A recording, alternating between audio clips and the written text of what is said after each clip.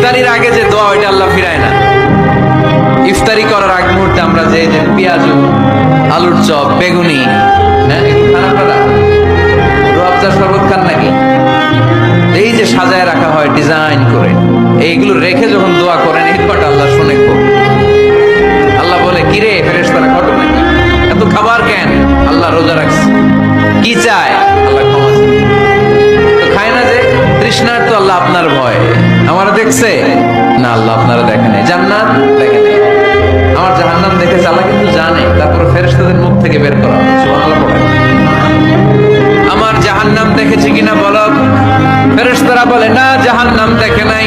আমার জান্নাত দেখেছে কিনা বলো? জান্নাতও দেখে নাই, কিছুই দেখে নাই, আপনারও দেখে নাই। আল্লাহ এবার খুশি হয়ে যাবে।